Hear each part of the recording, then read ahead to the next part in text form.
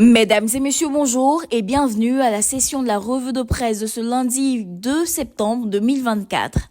Démarrons avec Fraternité Matin qui informe qu'après un séjour en France, le président de la République a regagné Abidjan hier.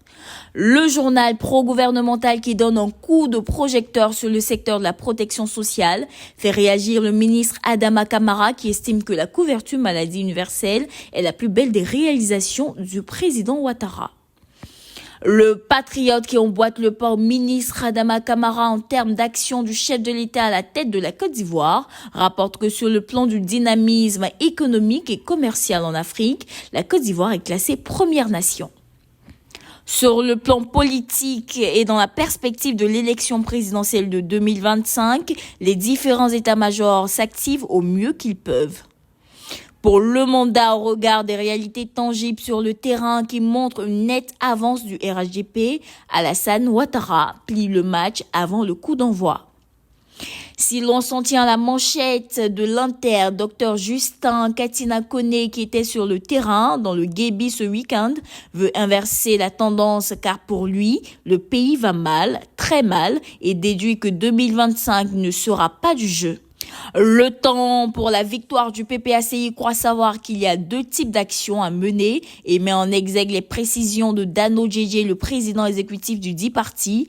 Du côté du PDCI RDA, Daniel Hermond donne la parole à Niamien qui réagit fermement face aux velléités de multiples candidatures de cadres du parti doyen à la présidentielle 2025.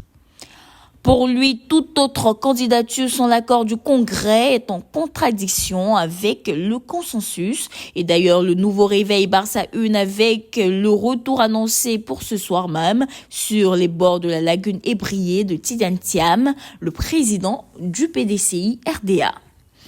À quelques semaines du lancement de l'opération de révision de la liste électorale, le quotidien L'Expression nous montre comment les différents partis politiques préparent l'opération. Pour bien mener l'opération de révision de la liste électorale, une des conditions sine qua non est la sécurisation du territoire national. À cet effet, selon Le Matin, la Côte d'Ivoire, qui ne transige pas avec ce détail, vient de geler les avoirs de 29 présumés terroristes. Le journaliste va plus loin en les présentant à ses lecteurs. Loin de la politique, lisons la grande une de Le Jour Plus qui nous déporte à l'université Félix Houphouët-Boigny où un responsable de la FICI trouve la mort dans les conditions mystérieuses. Intéressons-nous à notre voix qui célèbre à sa manchette l'unité retrouvée au sein de l'église méthodiste. L'événement a eu pour cadre le palais des sports de Treichville et en présence du Premier ministre Robert Begré-Mambé. Terminons à l'international avec le Sénégal où la révision de la Constitution vient d'être rejetée par la Commission des lois. Mesdames et messieurs, voici ainsi égrené l'essentiel de l'actualité. Nous vous donnons rendez-vous demain, même heure, même canal. D'ici là, portez-vous bien.